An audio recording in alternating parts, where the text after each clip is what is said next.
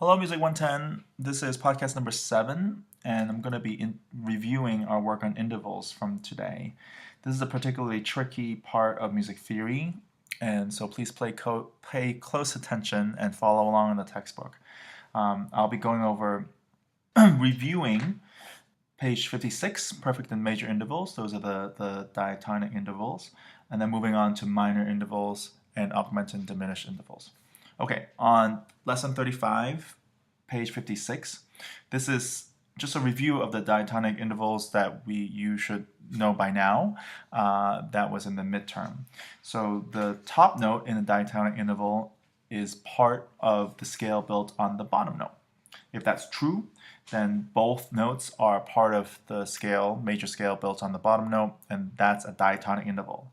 If it's a second, a third, a sixth, or seventh, then we call it major. If it's unison, fourth, fifth, or octave, we call it perfect. Okay. You'll notice that the number part of it, so the second, the third, the sixth, and seventh, that describes the size of the interval. The word before it, major, perfect, in this case, that's the quality. So from here on in, when I'm asking about what is the size, I'm referring to that number, if it's a second, and third, a fourth, etc. If I'm asking about the quality, then I'm talking about the word that describes the size. So a major, perfect, etc. Okay. On page 57, lesson 36, we're moving on to a different kind of interval. It's called a minor interval. Okay. So when an interval between the two notes of a major interval, second, third, sixth, or seventh, is decreased by a half step, meaning that the number of half steps you can count between them is decreased by 1. They become a minor interval. And so this is related to the worksheet that we started with in class, and which I'll go over at the end of this podcast a little bit more. But that's why we're counting half steps, because we're looking at how these intervals get stretched and get shrunken by half steps. Okay. So again, when the interval between the two notes of a major interval is decreased by a half step, they become minor intervals. So here on the textbook, you have examples of how a major second becomes a minor second. In the first instance, you start with a C and a D. That's a major second because D is part of the C major scale. Also, it's a whole step. There's 2 half steps between these two notes. The way that it becomes a minor second, it goes from C instead of D, it goes from C to D flat. So with the D being lowered a half step, with the upper note being lowered a half step, then you're shrinking the interval by 1 half step. Okay. Another way that you could change C and D into a minor second, you can also raise the lower note from C to C sharp. So if you have a C sharp to D, for example, that would also make a minor second. Right? So we're not talking only about lowering one of the notes per se. You can also raise the top note. Both ways, you're shrinking the interval by 1 half step. And you can see examples of this on page 57 throughout here. You have a major second between F and G, which becomes a minor second between F and G flat. That's the idea. So complete the exercises on the bottom. Again, check the answers in the back and see how you do. Turn the page here to page 58. And this is the last of the concepts here on this, and it's the augmented and diminished intervals. Okay, the idea here is that the augmented interval. Okay, I'll read it along with you, so I think that'll be clearer. The word augmented means made larger. When a perfect or major interval is made larger by a half step, it becomes an augmented interval.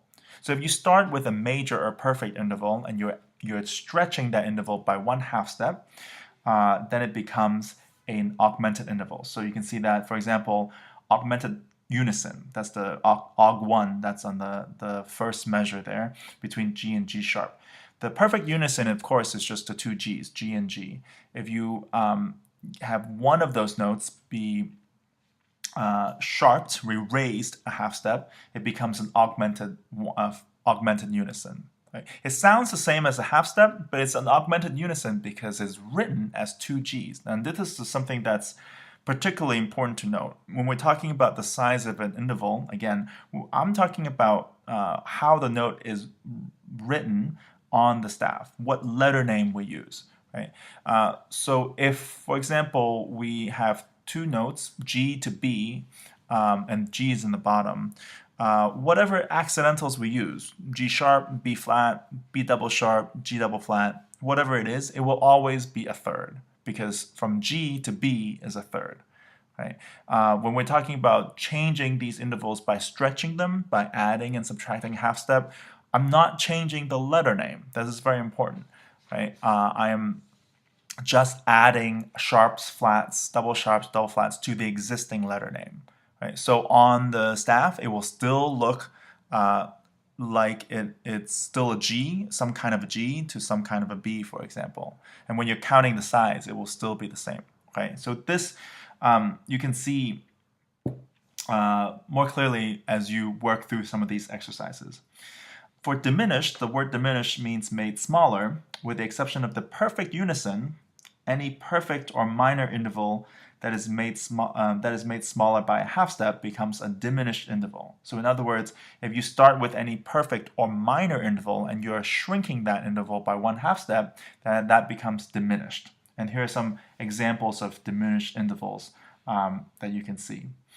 And makes a point that since lowering either note of a perfect unison would actually increase the size, we don't actually have a diminished unison. So that doesn't exist. One final thing here to wrap up this part is that I've introduced this concept before, but you'll see it here. We're introducing two additional accidentals. One is a double sharp, which looks like an X, and one is a double flat, which is two flats sort of really close together. These two accidentals behave exactly the same way as the other accidentals that we know. That is to say, they get attached to a note. But in this case, the double sharp, instead of raising a note by one half step, it raises the note by two half steps. Same thing with the double flat, when instead of lowering it by one half step, it lowers by two half steps. And this you need to reference your piano keyboard to make note of how that affects the notes. Okay.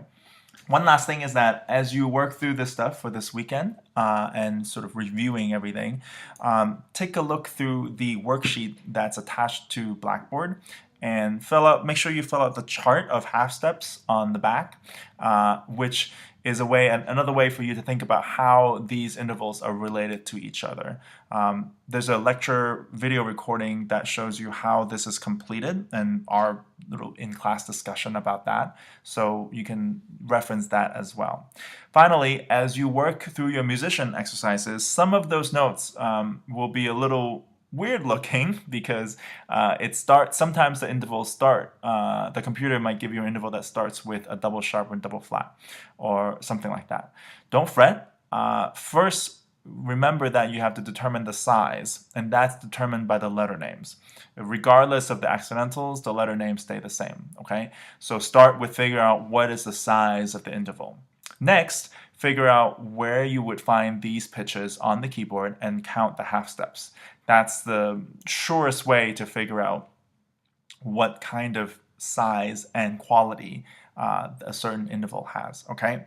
We will go through this identify intervals on Tuesday, but in the meantime, please take some time to practice this, and I'll see you on Tuesday. Have a good weekend.